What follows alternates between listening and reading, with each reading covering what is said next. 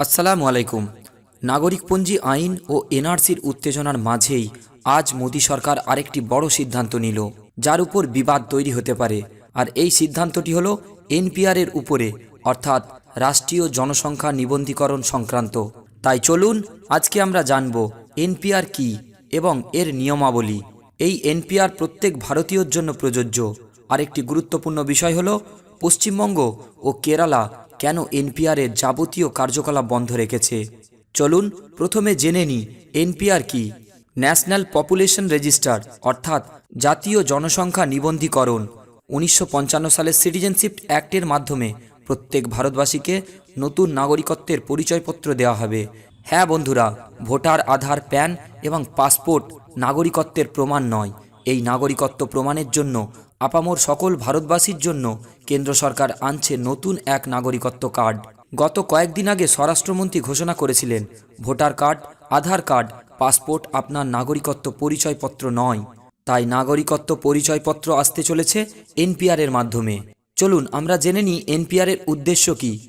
ভারতে প্রত্যেক 10 বছর অন্তর জনগণনা হয়ে থাকে। 2011 সালে হয়েছিল এবং এরপরে হবে 2021। আর এবার এই জনগণনার সাথে সাথেই প্রত্যেক ভারতীয়র বায়োমেট্রিক, অর্থাৎ আধার কার্ড, প্যান কার্ড, পাসপোর্ট সহ আপনার যাবতীয় তথ্য থাকবে নতুন এই নাগরিকত্ব কার্ডে। এছাড়াও নিজের নাম, পিতার নাম, জন্ম তারিখ, জন্মস্থান, পেশা, শিক্ষাগত যোগ্যতা, যাবতীয় বিষয় উল্লেখ থাকবে নতুন এই কার্ডে।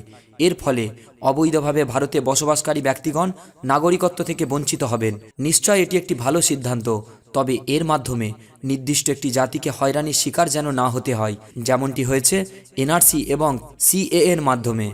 নতুন এই কার্ডের চিন্তাভাবনা শুরু হয়েছিল 2010 সালে। আজ ইউনিয়ন ক্যাবিনেট সদস্যগণ এনপিআর-এর আপডেট মঞ্জুরি দেন এবং এর জন্য 8,500 কোটি ফান্ড মঞ্জুর করেন, যা 2020 সালের এপ্রিল মাস থেকে শুরু হয়ে যাবে। প্রত্যেকের বাড়ি বাড়ি আধিকারিকগণ গিয়ে আপনার নতুন কার্ডের জন্য এই তথ্যগুলো সংগ্রহ করবেন।